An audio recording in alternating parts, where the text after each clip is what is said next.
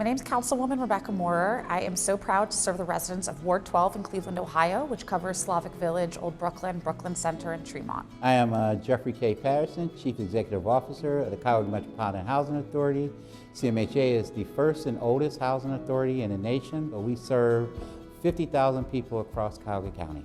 For my ward, representing zip codes 44105 and 44109, which have some of the highest overdose deaths in the county, I was seeing this issue up close. We were talking with families, we were talking with neighbors, we were hearing people asking for Narcan.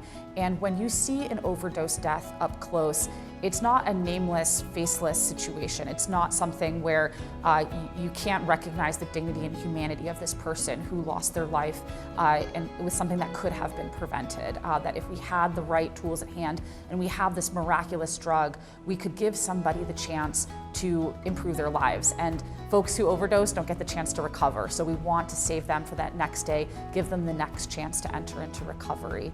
So that was what inspired me to think a little bit about how we could improve Narcan access around our ward. And the minute we started researching it, a top issue came up, which was that we had these large CMHA properties, and we wanted to make sure that we had Narcan within those facilities. Narcan had never been available at the front desk at buildings within CMHA. If you were going to get Narcan, you either had to go off-site, or maybe somebody had it in their apartment, or there was somebody who you could ask. There was no accessible way in an emergency moment to know that there was Narcan available in these buildings. And these cabinets, these lock boxes as they call them, help make that Narcan available. And to me, it boils down to if you have the opportunity to save one life, it makes it all worth it. And I'm not getting into, categorizing people, categorizing individuals, saying that it's in this area, that area. I'm saying that it was an opportunity for CMHA to do something that could save or help someone not fall into dire straits. And if you have that opportunity, you have good leadership like the Councilwoman and others that want to do that, it's incumbent upon me to try to make sure that we contribute and do what we can to make this happen. And it's been, I think, a good thing for everyone involved so far.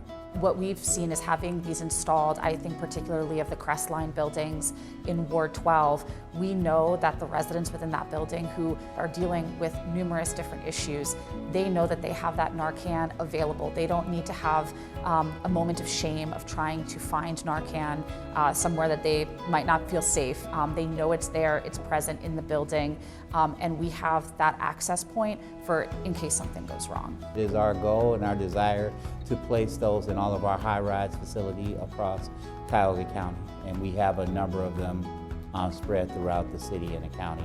And our goal is over time to not only install those, but to work with partners to be able to make sure that we maintain those. My top goal is to destigmatize Narcan access.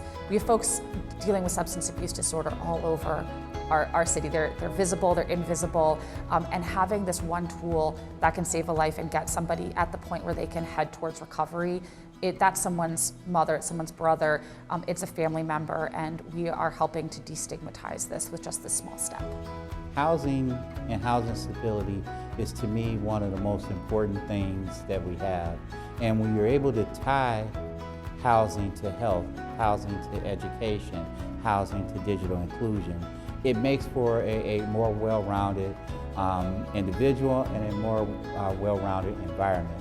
So my goal is to continue to seek out partnerships like this, to bring these things into our developments, to provide residents with the opportunities to have these things, to have a heightened awareness, a heightened sensitivity about it, but also know that there are so many people out there that want to provide that type of support. So again, I thank all of those that were a part of this initiative, a part of this project, for having an open-mindedness, the willingness, and the spirit to look at not just one small portion of this, but look at how we could all collectively work together to do something that is very impactful. And I do believe at the end of the day, this is more than impactful.